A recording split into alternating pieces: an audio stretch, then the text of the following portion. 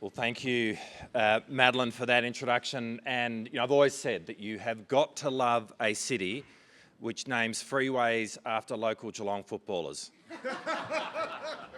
Can I start by acknowledging the Whadjuk people and pay my respects to elders past and present? Can I acknowledge Lorna Clark, the President of the West Australian branch, and Mark Reid, the Secretary? Can I acknowledge Premier Roger Cook, the Premier of Western Australia, and Rita Saffioti, the Deputy Premier of Western Australia, and through them, all the state members of Parliament who are here today? And can I acknowledge my ministerial colleagues, Madeleine King, Anne Arley, Matt Keogh, and Senator Sue Lyons, and through them, all my federal colleagues who are here today? And can I also acknowledge the secretaries, the delegates, and the members of the wonderful trade union movement who are here in this room today? Delegates, if you will allow me at the start just to acknowledge a great sadness for our national movement on this day with the passing of Graham Richardson. Graham spent his entire life serving our movement in the party organisation, in the Parliament, as a minister in the Hawke and Keating governments. But he was, to me, a great mentor and a very close friend, as he was to so many. And today is a desperately sad day, and we are thinking about Amanda and Darcy and the whole of the Richardson family. He is, by any measure, a Labor giant and a Labor hero.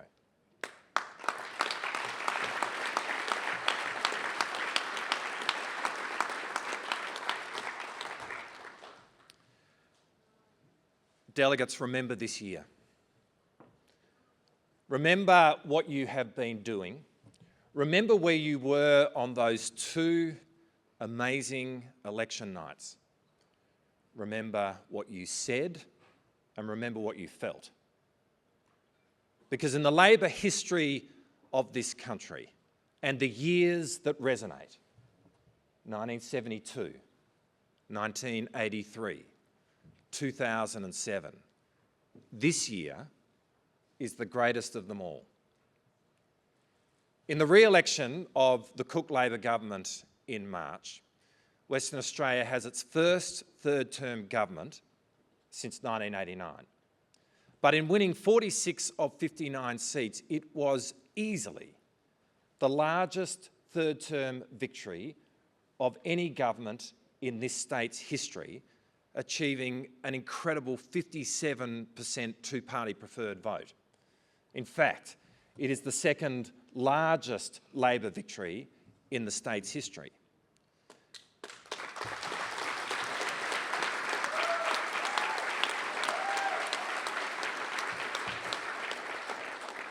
And in the re-election of the Albanese Labor government in May of this year, it's actually the first time that a first-term government has increased its majority since Federation. But in winning 94 seats, it is the largest number of seats that Labor has ever won in the House of Representatives. And it represents proportionately the biggest defeat of the Conservative movement in Australia's history, eclipsing even what John Curtin achieved in 1943.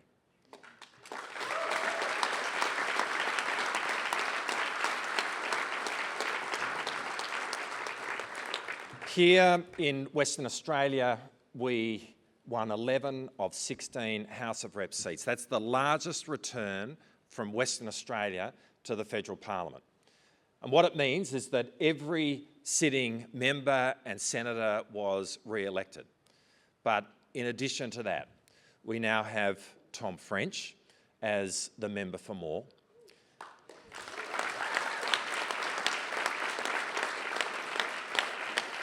We have Trish Cook as the member for Bullwinkle.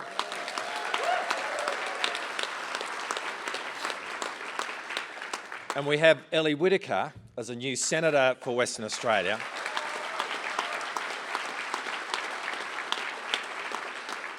And in the same breath, let me also welcome Senator Dorinda Cox.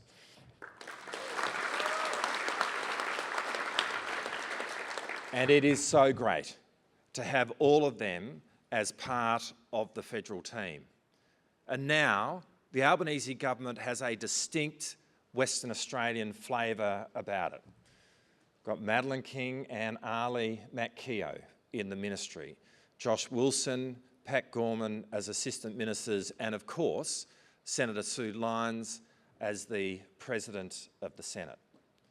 But for all of us who serve in parliaments, state or federal, we understand that the enormous privilege that comes with that is because of you.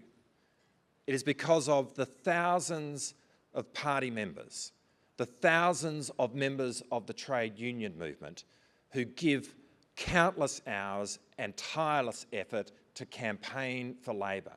Indeed, across both elections, there was a staggering 136,000 conversations that were had across Western Australia. These are the conversations which won the hearts and minds, which won these two elections.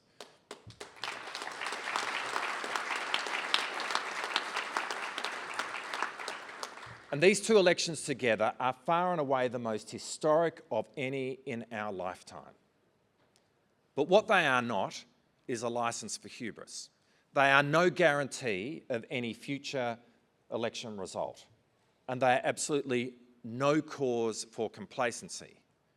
But they are a vindication of policies which have at their core the interests of the people that we represent. Policies which are not about culture wars or winning likes or followers on social media, but policies which will see 14 urgent care clinics here in Western Australia so that Western Australians with non-life-threatening urgent medical needs will be able to receive that care much more conveniently, hours more quickly, and completely free. Policies which today now see real wage growth occurring again in Australia, but off the back of an increase in the minimum wage, off the back of increasing wages for the lowest paid. Policies which now see same job, same pay. Policies which will see a cut in student debt and free TAFE. Policies which will see a tax cut for every income earner.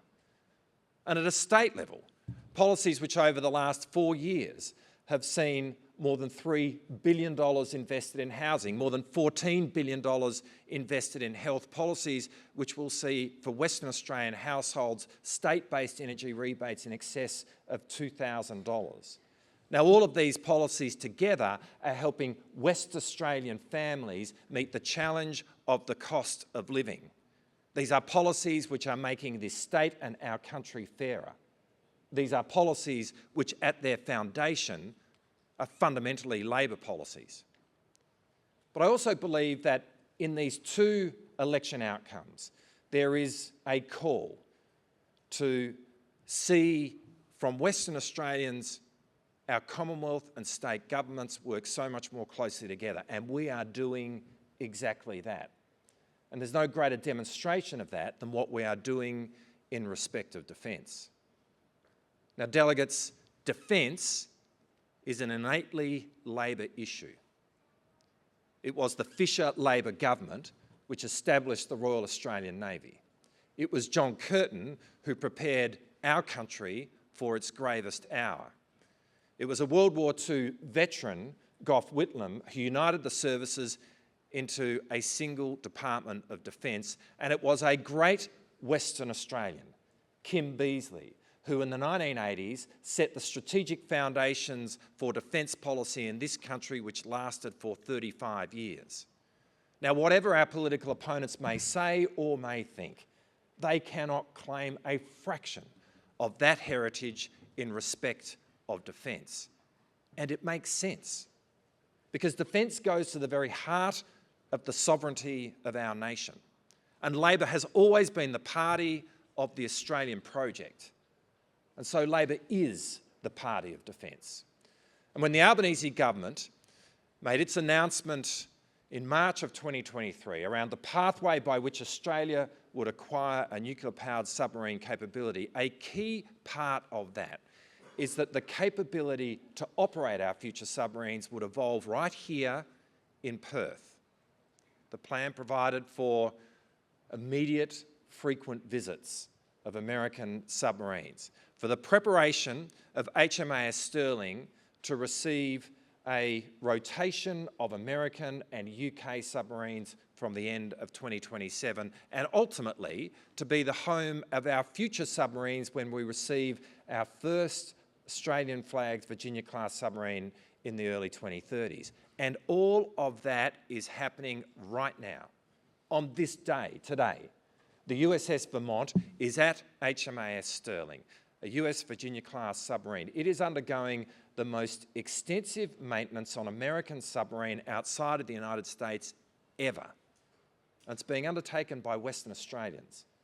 And that too is unique in terms of non-Americans. And they are applying skills that they've learnt at places like South Metro TAFE. And the experience that they are acquiring in getting those submarines out to sea will in due course be applied to the maintenance of our own submarines. We're investing $8 billion over the decade at HMAS Sterling, and that's happening right now as well. Construction is underway, providing construction jobs to Western Australians. And there will be a need to have a facility which is able to do much deeper and more extensive maintenance of our future submarines, and that will happen right down the road here at Henderson. And in addition to that, at the beginning of 2024, when our government announced its response to the Surface Fleet Review, for the first time in Australian history, a Commonwealth government committed to continuous naval shipbuilding in Western Australia. And that too will happen at Henderson. In fact, it's happening right now. Cape-class patrol boats, Guardian boats for the Pacific, the building of amphibious landing craft for the Australian Army, and in time, the building of our future general purpose frigate in cooperation with Japan. All of that will happen in a newly established Henderson Defence Precinct, which the Premier and I announced a year ago, and where 2 months ago, the Prime Minister announced a commitment of $12 billion. In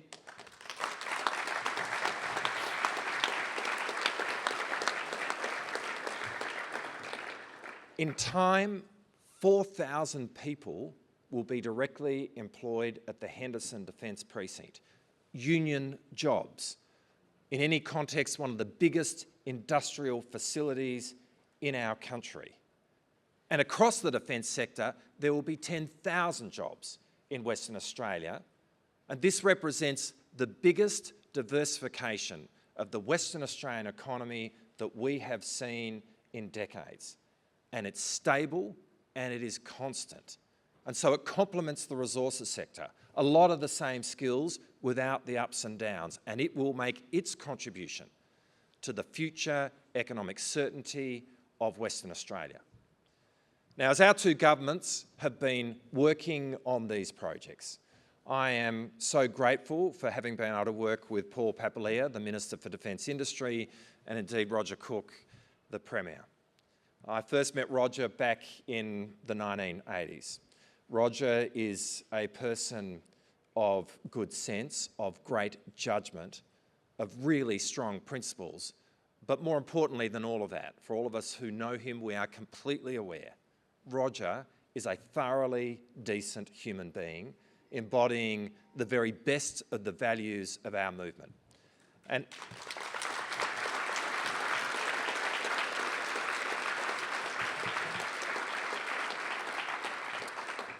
delegates, in that, he reminds me a lot of our Prime Minister, Anthony Albanese. Two great people, two great leaders, leaders worth fighting for. And as we celebrate the victories of this year, we owe those two leaders an enormous debt of gratitude. But at the same time, I also know I speak on behalf of both of them in thanking you. Thank you for your tireless efforts across both these elections. These election victories are yours, and 2025 is very much your year. Thank you.